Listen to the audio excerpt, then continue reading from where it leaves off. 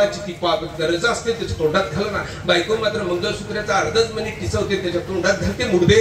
अगं मी याला ना जाऊ दे ना, त्याला सरळ मार्गाने तोंडात आता कशाला मंगळसूत्र घालते त्याची. झालं ना त्याचा सत्यानाश झाला ना फार. परंतु बघा ना, त्या प्रेताला दत्तात्रय महाराजांनी गुरु केलं. बघा काय होत आहे. दत्तात्रय महाराज सांगतात त्या प्रेताचं त्या शरीराचं वैशिष्ट्य आहे, केलेली कर्म शरीराने केलेली आहे. पान खावं वाटलं, जिभेला वाटलं, डोळ्याने पिक्चर पाहावं वाटलं, कानानं गाणे ऐकावी वाटली, पत्ते खेळा वाटले, हाताने बिड्या प्यावाल्या ओठांनी सगळी मजा कुणी केली, शरीरानं मजा कोणी केली. मस्त कपडे चांगले घातले, बुट घातले, मजा कोणी केली. केस वाढवले, इप्या केल्या, तोंडाला लिपस्टिक लावली, बावळटावाने हिंडले, कोणी केल्या मजा? शरीराने. त्या शरीरावर एकही डाग नाही, एकही डाग नाही. मग ती डाग कुठे लागली? पापाची जीवात्म्यावर लागली.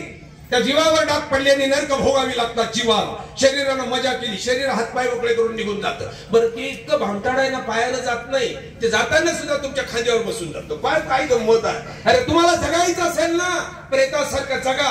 कुठलाही कर्म संसारातला नाही, प्रपंचाचा तुम्हाला डाग लागला नाही पाहिजे. आणि जाताना सुद्धा कबीरा जब हम पैदा हुए जग हसे हम रोए, ऐसी करणी कर चलो जग रोए हम हसे. हात मोकळे करून जाणार ते शरीर दत्तात्रय महाराजांनी सांगितलं की त्या शरीराला तुम्हाला करायचं असेल तर अशा पद्धतीने माय बापू महाराज श्री दत्तात्रय महाराजांचं आचरण काही करता येतं का? बघा तुम्ही काहीच मागावं लागणार नाही.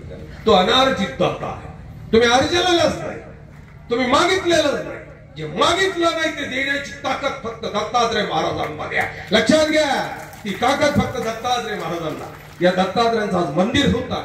तुम्हा सर्व परिवार इथे आलेली सर्व माझी आजच्या सभेचे अध्यक्ष बाबाजी, माझे हितचिंतक मार्गदर्शक आमचे सुकेण्याचे बाबाजी, मागे असलेली सर्व संत मंडळी ही माझी मार्गदर्शक मंडळी, या कार्यक्रमाला उपस्थित असलेली अनेकविध राजकीय सामाजिक क्षेत्रात मला प्रेरणा देणारी काही असतात. आमच्या दत्तू गवळी साहेब, दत्तू गवळी करतच काही नाही, परंतु कार्यक्रम झाल्यानंतर संध्याकाळी फोन करतो, बाबा काय कार्यक्रम झाला. मला माहिती असतं कार्यक्रम खराब झाला, पण दत्तू गवळीचं वैशिष्ट्य असतं पायातलं बळ जाऊ अजिबात जाऊ. दत्तू गवळी सारखी माणसं, मी सरांकडे रुक्मिणीश्वर तो ग्रंथ दिला लिहिण्याकरता की सर मला या ग्रंथाच्या लिखाणासाठी मदत करा. 7 ग्रंथांची अर्थ लिहायची आहे, 5 पर्यंत पोहोचू. 6वा सह्याद्री वर्णन लिहितो आहे, लिहिणं तितकं होत नाही. सज्जनो, माझ्यावर टीका झाली 8 दिवसापूर्वी ना की मंदिर 6:45 वाजता उघडलं नाही, परंतु टीका करणाऱ्यांनी माझा विचार केला नाही. मी बोलून जातो. मला व्हॉट्सअप फेसबुक आवडत नाही, मला ग्रुपवर कुठले चॅटिंग करणं आवडत नाही. माझ्या मित्रांनी केलं पण मला आवडत नाही. सज्जनो, 12 तारखेला माझं एन्जिओप्लास्टी झालं, या 12 तारखेला. आणि 20 तारखेला ही नांदेडची मंडळी तिथं आहे. बरं, मंडळी कोणती होती? ज्या गावात 5 भागवत, 5 भागवत. लोकांनी सांगितलं चिरडे बाबाचा भागवत हा घंटा आहे, खूप पैसा मिळतो बाबा. मला भागवताचे 45,000 रुपये मिळाले. माझ्याबरोबरचे 3 कलाकार 33,000 रुपये घेतात भागवताची प्रत्येक 11 जण. 45 मधून 33 गेली.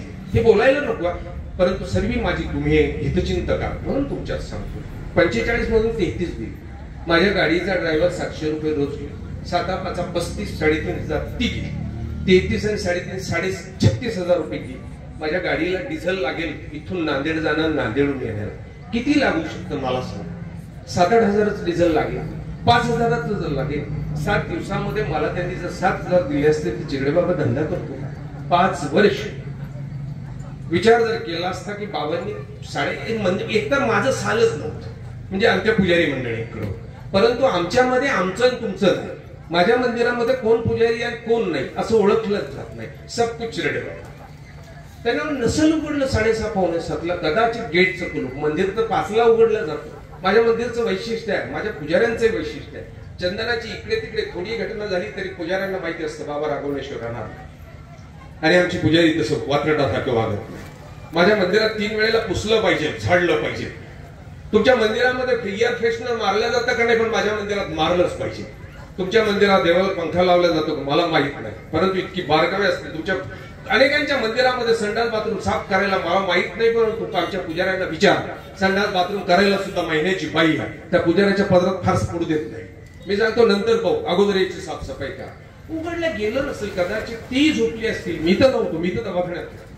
उघडलं नसेल की लागलीच व्हॉट्सअपला चिकडे बाबांच्या मंदिरामध्ये भागवताच्या मंदिरावर एक कान ठळकली पाहिजे. हे बावड्या विचार कर, 12 तारखेला माझं एन्जिओप्लास्टी झालं, 6वं स्टेन टाकलेलं छाती, 12 तारखेला या आणि 20 तारखेवर 20 तारखेला माझ्यावरती काही ठिकाणी केलं. पण माझी इथं बाबा तो माणूस काय म्हणतो म्हटलं तुझ्या कान ठळक दिली पाहिजे. तो माणूस म्हणतोय तुला माहित नाही का माझं ऑपरेशन झालंय.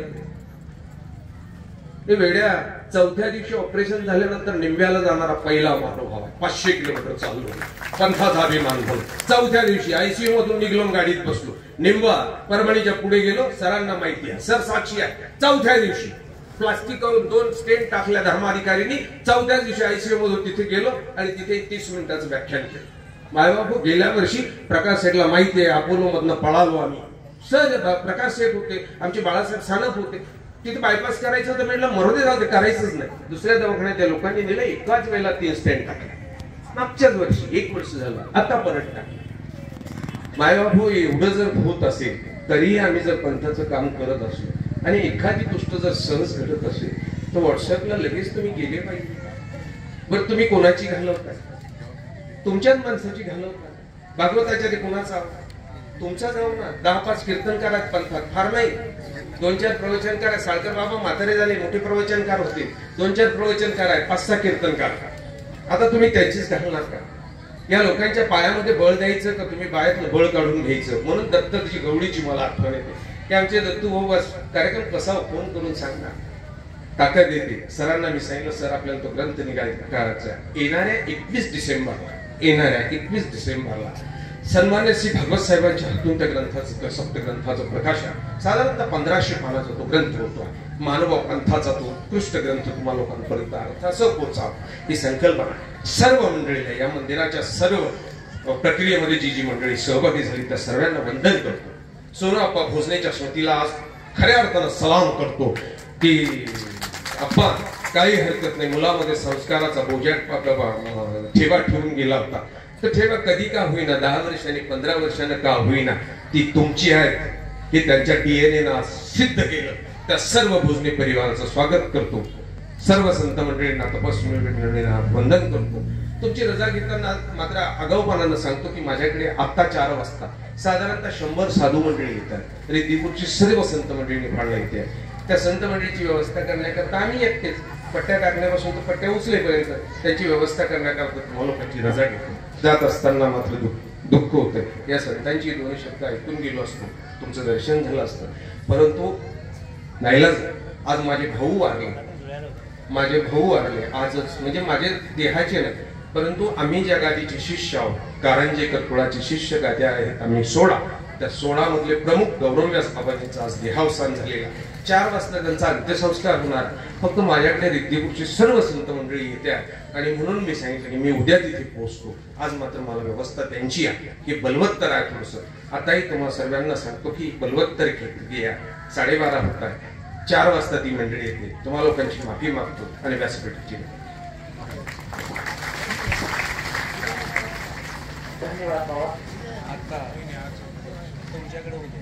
खळखळ वाहणारा ओघ तो थांबवणं शक्य नसतं. बाबांचे विचार जेव्हा सुरू होतात ना, तेव्हा ते विचार सर ओसळणाऱ्या मेघातून पडणाऱ्या पावसासारखे